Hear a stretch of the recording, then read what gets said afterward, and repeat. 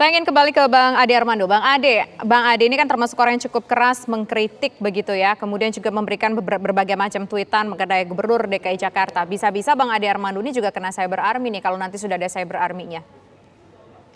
Iya, sebetulnya saya sih udah jadi korban cyber army sejak lama ya.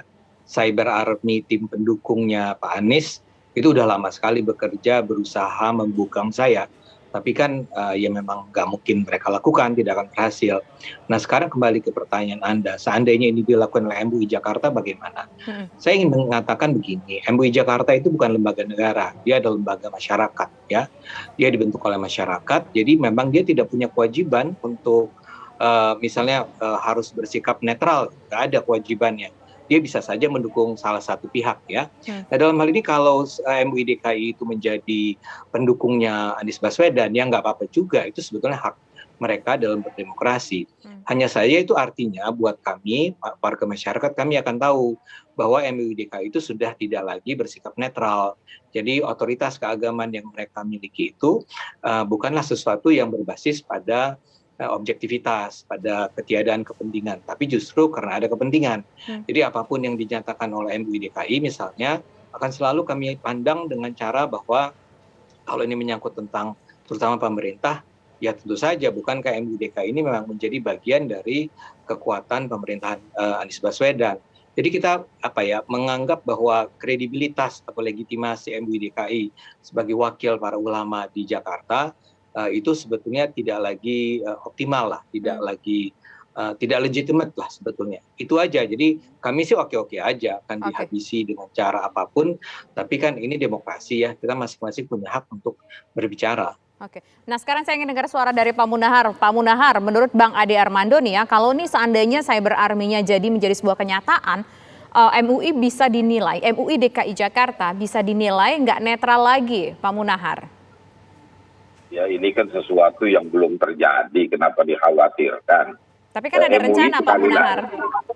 Iya rencana itu kan tentu rencana yang terbaik, yang terbaik buat segala sesuatunya.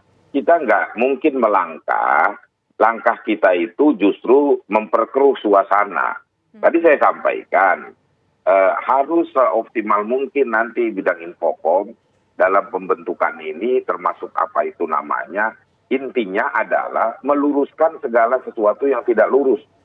Yaitu kalau bahasa Qurannya tadi, kalau ada berita-berita dari orang-orang yang fasik, yang nggak jelas beritanya itu, maka perlu diluruskan. Nah contohnya apa nih Pak? Berita-berita yang sudah pernah kejadian, berita-beritanya nggak jelas, ini perlu diluruskan apa nih Pak? Serangannya yang berita nggak benar, baik itu ke ulama DKI Jakarta dan juga Gubernur DKI Jakarta, Pak Munahar.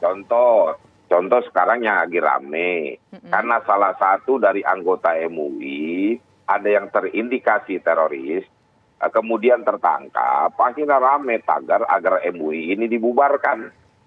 Nah ini kita kan nggak bisa diam.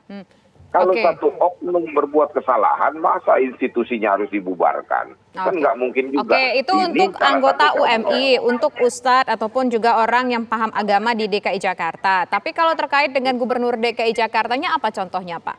Yang kalau menurut Bapak ini standar adalah sebuah berita bohong. Ya kita sudah tahulah banyak orang-orang yang hanya mencari kesalahan beliau. Nah Pak kalau menurut Bapak, apa yang disampaikan Bang Ade Armando ini apakah berusaha untuk mencari kesalahan Pak? Ya kita lihat apa dulu yang dibicarakannya. Kalau memang yang dibicarakannya untuk meluruskan, kenapa tidak? Tapi kalau hanya untuk sekedar mencari kesalahan, ya perlu hal semacam ini kita luruskan. Dan kita lihat dulu beritanya. Begitu. Oke. Terakhir Bang Ade Armando sebagai penutup. Ya.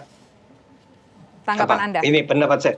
Iya, menurut saya sih memang sebaiknya MUI seandainya mau punya namanya itu sebetulnya kalau dalam perpustakaan komunikasi itu tim communication strategist lah ya, strategi komunikasi. Itu bagian dari PR sebetulnya public relations. Saya sih menyarankan jangan gunakan cyber army. Cyber army itu punya konotasi yang sudah kepalang buruk lah, buzzer, cyber army itu sudah kepalang buruk.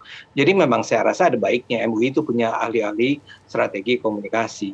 Tapi buat saya kalau akhirnya MUI DKI atau MUI Pusat itu membela, nggak harus membela Pak Anies ya, tapi juga misalnya membela Pak Jokowi misalnya di pusat untuk melawan buzzer yang melawan Jokowi, sebaiknya sih nggak usah ya, karena itu akan mendelegitimasi, ya, menjatuhkan kredibilitas Majelis Ulama Indonesia yang seharusnya adalah ulama-ulama yang punya otoritas. Oke, baik. Terima kasih Bang Ardi Armando selaku penggiat media sosial dan juga Pak Munahar Mukhtar selaku Ketua MUI DKI Jakarta. Selamat sore Bapak-Bapak, Assalamualaikum.